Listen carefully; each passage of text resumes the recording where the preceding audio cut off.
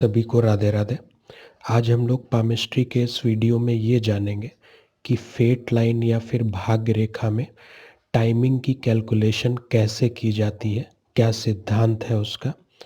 कि भाग्य रेखा में जैसे मान लीजिए आपके कोई शुभ चिन्ह बना हुआ है तो वो लगभग किस एज में अपना फल देगा, ये आज हम लोग जानेंगे। ठीक, तो चलिए शुरू करते हैं। ये आपकी जीवन रेखा, मस्तिष्क रेखा, हृदय रेखा। तो यहाँ पर एक भाग्य रेखा पहले बना देते हैं ये, और यहाँ पर एक शुभ चिन्ह के रूप में हम एक ट्रायंगल बना देते हैं कि ये जानने के लिए कि ये लगभग किस एज में अपना फल देगा। तो आज के टॉपिक में जो हमें सबसे पहला माउंट ज़रूरत पड़ेगी तो वो है वीनस माउंट या शुक्र पर्वत। तो अंगूठे के ठीक नीचे जो ये वाला एरिया आप देख रहे हैं, इसको वीनस माउंट या शुक्र पर्वत कहा जाता है। ठीक, तो इसको ड्रॉ कर देते हैं पहले। ये हो गया आपका शुक्र पर्वत। अब इसका बहुत ख़ास रोल है आज के टॉपिक में, बहुत ध्यान से आप समझिएगा।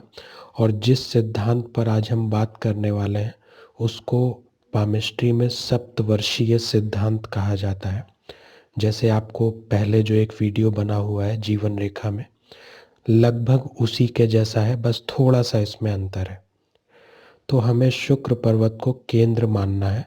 यहाँ पर हम एक बिंदु लगा दे रहे हैं और यहाँ से सबसे पहले एक लाइन हमें, जहाँ पर हथेली और कलाई आपस में जुड़ रही है तो ये ब्रेसलेट लाइन बोली जाती है, मणिबंध रेखा। तो शुक्र पर्वत को केंद्र बनाते हुए हमें एक लाइन बिल्कुल एकदम कोने पर, जो पहली आपकी ब्रेसलेट लाइन होगी वहाँ पर टच करना है। मतलब कि यहाँ से हमें ठीक इस जगह लाना है। ठीक है, उसके बाद में एक लाइन हमें सीधे ऐसे ले लेनी है, बिल्कुल सीध में होनी चाहिए ये लाइन, टेढ़ी ना हो। और सबसे जो लास्ट लाइन है वो यहाँ से हमें, यहाँ से बिल्कुल ऐसे लेनी है बुध पर्वत के बिल्कुल अंतिम छोर तक। जो आपकी छोटी ये उंगली आप देख रहे हैं उसके बिल्कुल जो ये लास्ट वाली लाइन है जहाँ पर हथेली और उंगली जुड़ रही है, ठीक यहाँ तक लानी है। तो इसको भी ले लेते हैं ये ऐसे। ठीक, तो अब हमें क्या करना है कि यहाँ पर ये जैसे भाग्य रेखा हमने बनाई है, तो ये जो पहली लाइन आपकी कट रही है, यहाँ पे जो क्रॉस बनेगा आपकी लाइन से और भाग्य रेखा से, तो यहाँ पर हम क्या निशान लगाएंगे, 21 साल। ठीक है, उसके बाद में यहाँ पर जो सेकंड कटाव बिंदु है यहाँ पर हम लगाएंगे 28 साल। और उसके बाद में जो थर्ड कटाव बिंदु है वहाँ पर हम लगाएंगे 35 साल। मतलब कि यहाँ 7-7 की गैपिंग चलेगी। जीवन रेखा में क्या होता था कि 14-14 की गैपिंग चलती थी। यहाँ पे मान लीजिए 14 है तो यहाँ पर आएगा 28। ठीक, लेकिन यहाँ पर 7-7 की गैपिंग चलेगी। मतलब 21 के बाद 7 जोड़ेंगे तो 28 मिलेगा, 28 में 7 जोड़ेंगे तो 35। इसी हिसाब से आप आगे निशान लगाते चले जाएं। ठीक, तो अब हम ऐसे समझा देते हैं। ये जो ट्रायंगल हमने बनाया है, तो भाग्य रेखा पर ट्रायंगल जनरली क्या होता है कि संपत्ति का मतलब निर्धारण करता है कि ऐसा व्यक्ति इस समय पर मकान बना सकता है या संपत्ति या प्लॉट वगैरह खरीद सकता है। तो यहाँ पर हम देखेंगे कि 35 के बाद ट्रायंगल बन रहा है और लगभग इसको अगर हम कैलकुलेट करेंगे तो 37 से 41 के बीच में ये ट्रायंगल अपना फल देगा।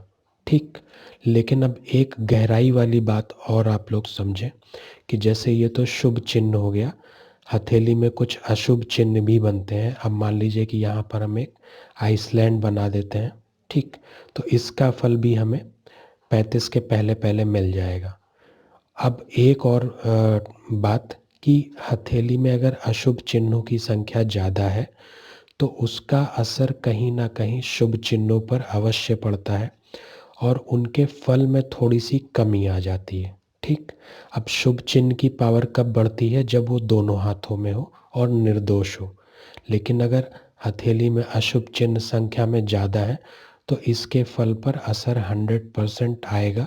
इसी वजह से कुछ लोगों के हाथों में शुभ चिन्ह होने के बाद भी उनको जो रिजल्ट मिलता है उसमें थोड़ी सी कमी आ जाती है।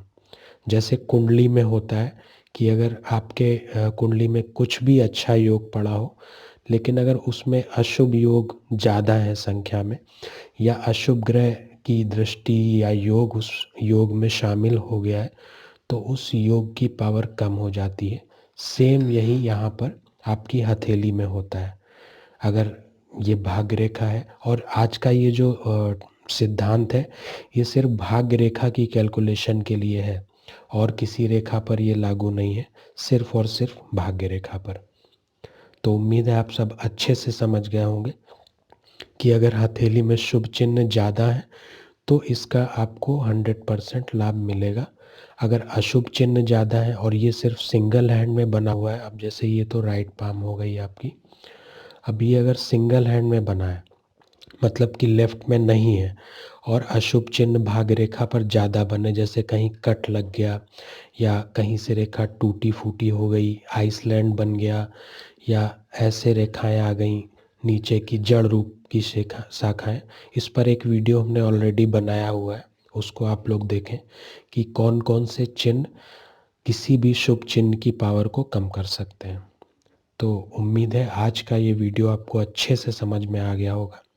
आज के लिए बस इतना ही। राधे राधे।